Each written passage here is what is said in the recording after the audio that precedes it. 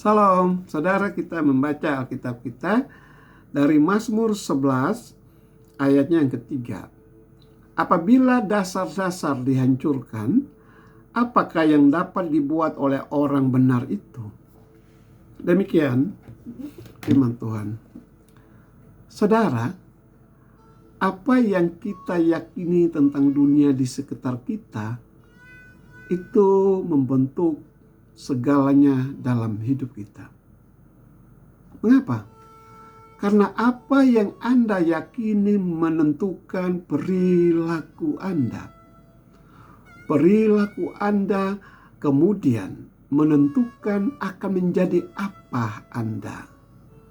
Dan itu akan berdampak langsung pada arah hidup Anda. Kita juga melihat hal itu juga terjadi pada suatu negara atau dunia.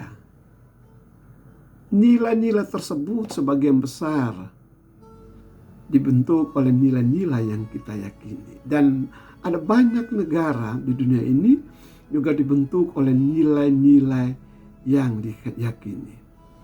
Negara-negara barat itu dibentuk oleh nilai-nilai kekristenan yang diyakini sebagai fondasi dasar negara-negara barat pada awal dibentuk. Masalahnya saudara adalah kita telah percaya pada 3 filosofi yang kebenaran yang menggantikan kebenaran dalam hidup kita. Individualisme adalah kebohongan bahwa kita adalah satu-satunya standar hidup. Ada lagi yang namanya sekularisme. Dapat diringkas dalam 3 kata, Tuhan tidak diperlukan. Sekuler memisahkan antara Tuhan dengan kehidupan manusia. Dan yang ketiga adalah relativisme.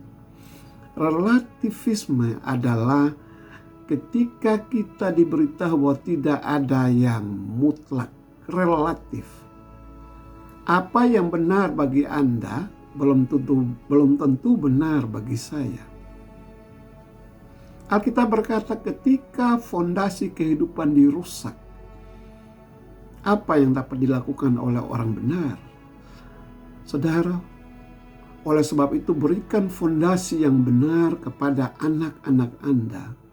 Sebagai orang percaya, berikan sejak dini fondasi kehidupan yang benar kepada keluarga Anda. Ya, agar mereka tidak terombang-ambing dengan nilai di luar sana yang saat ini mewabah di mana-mana, yang saat ini menjadi nilai-nilai umum di mana-mana. Saudara, kita harus mulai dengan Tuhan. Anda harus memulai segala sesuatunya dari Tuhan. Kenapa? Karena Tuhan mewujudkan kebenaran. Apa yang benar dan salah mempunyai makna dalam karakter Tuhan sendiri. Ketidakjujuran misalnya itu salah, karena Tuhan itu jujur. Ketidaksetiaan itu salah, karena Tuhan itu setia. Ya saudara, Anda harus memulainya dari standar Tuhan. Ketidaksetiaan terjadi di mana-mana. Dan itu salah. Karena Tuhan setia. Anda dapat mengetahui kebenaran dengan melihat bagaimana Tuhan berinteraksi dengan kita. Alkitab berkata Tuhan menunjukkan bagaimana membedakan yang benar dari yang salah. Dan bagaimana menemukan keputusan yang tepat setiap saat. Amsal 2 ayat 9. Kita dapat mengetahui karakter Tuhan melalui apa saudara? Melalui firman-Nya. Baca Alkitabmu. Alkitab memberitahu kita bahwa apa yang benar, terlepas dari apakah kita menyukainya atau tidak. Begitu kita menemukan kebenaran, yaitu kebenaran Tuhan, kita akan mengenali dua ciri utama kebenaran itu setiap kali kita melihatnya. Kebenaran itu bersifat universal, itu berlaku untuk semua orang. Jika itu tidak berlaku untuk semua orang, maka hal tersebut bukanlah kebenaran. Itu sebuah opini, dan itu tidak berubah. Kebenaran itu tidak berubah. Dia tidak akan bergerak oleh mode atau tren. Contohnya saudara, perzinahan adalah salah di 2000 tahun yang lalu. Dan sampai hari ini masih tetap salah. Dan itu akan tetap salah di 4000 tahun dari sekarang. Dunia kita saat ini memberi kita 3 pilihan untuk menemukan kebenaran.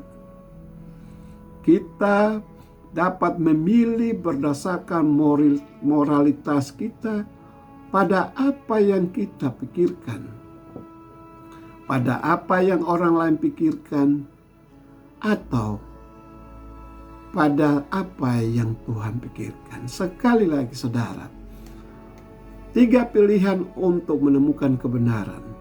1, kebenaran berdasarkan moralitas pada apa yang kita pikirkan. Yang kedua, kebenaran berdasarkan apa yang orang lain pikirkan. Yang ketiga, kebenaran berdasarkan apa yang Tuhan pikirkan. Pilihan ada di tangan Anda. Ketika Anda membangun hidup Anda berdasarkan kebenaran yang absolut, universal dan tidak berubah, Anda tidak akan banyak tersandung. Kenapa? Karena Anda akan selalu memiliki landasan yang kokoh, dan Tuhan yang tak tergoyahkan itu yang akan menentukan jalan Anda. Mereka yang mendengarkan instruksi akan makmur. Siapa yang percaya kepada Tuhan akan bersukacita. Amsal 16 ayat 20. Amin. Demikian saudara renungan singkat. Tuhan Yesus memberkati.